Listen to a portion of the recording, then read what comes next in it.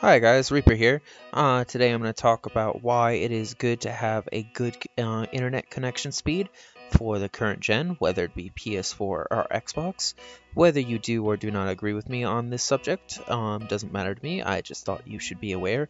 It is good to have good connection, and what I consider good connection is at least 50 download and at least 20 upload.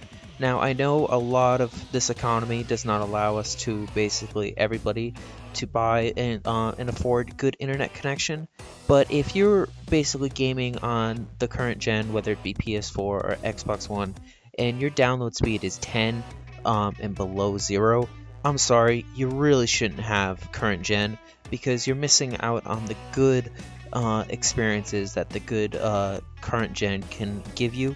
And then we have people basically bitching and moaning, oh my these games take forever to install. I sit here for days to install. It takes more than 3 hours to install a game. Well, I'm sorry guys, that has nothing whatsoever to do with the console. It has to do with your internet speed.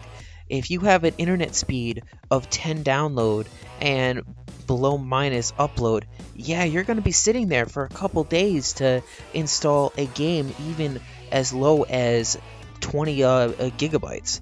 Now, if you want to install a good game like Halo, Call of Duty, or a game that is at least above 40 gigabytes, yeah, guys, I would suggest you have at least 50 download and 20 upload, and even then, that's a little bit low, but at least that's a little bit standard.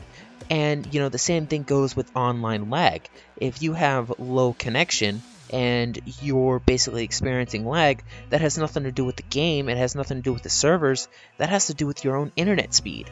That also has to do with basically hosting, host migration and hosting private lobbies, like basically on MCC or Titanfall. If you do not have a good connection, some people might not be able to join you, or you might not be able to join them because your connection between the two and between the lobbies is not compatible. So then again, you would basically have to either get a better connection or find someone to host the game that has a more compatible speed connection. Because if you, with the lower speed, are trying to host a connection lobby of 4, and no one can really join you because they can't, you can't really have the power to host the lobby, and you have to join them, and then you wonder why you lag out of the game, then yeah, I'm sorry guys, it has to do with your connection and not theirs. That's why for any game such as Call of Duty, Battlefield, Halo, that's why it's good to have a good connection. And for me personally, I'm a hardcore gamer. I have a speed of 150 over 23. Now I know some people have a lot better than mine. Some people have 300 over 100, that kind of stuff. But at least I personally think that my download speed is good enough to at least host 2 Xbox Ones in a house, basically, and I have 2 servers for both my Wi-Fi. And the other thing that I want to talk about is NAT. NAT, guys, if you have a strict NAT, that also hosts the problem of joining lobbies, because NAT basically restricts your chat options and parties. It restricts your finding good lobbies in matchmaking. Now, if you have moderate, it's okay, but the best to do is on open. And I know a lot of people have issues putting it on open. The best way to do that is to basically port forward your router, and that is basically something you'd have to look up because even I have trouble doing that. And the other thing is, please do not put your current gen on Wi-Fi. If you have your speed on Wi-Fi, that also lowers your speed strength, even if you have decent speed like 50 to 20 to 40 to 20 40 download and 20 upload. That basically lowers your speed to 20 to 10. Like mine, basically 123 over 23.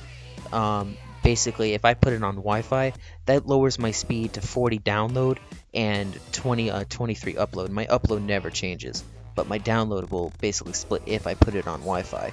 That's why it's better to have a wired connection. Basically, plug your wire directly from the router to your console. And the Xbox, at least in the Xbox thing, they regulate the broadband throughout Xbox Live. So even if your computer says your speed is fine, but the Xbox does not. That's because that's what the broadband regulating is doing. And basically that's just the way it is. But for the people that I hear complaining that, oh, my game is taking forever to install, basically that has nothing to do with Xbox Live. That has nothing to do with PlayStation Network. That has to do with your speed. If your speed is crap, then the install time will be crap. Your speed is decent, then your install speed will be decent. So it's better to have a good connection and to have a good gaming experience. Just thought you guys should know that. Enjoy the rest of your day. Have a good day.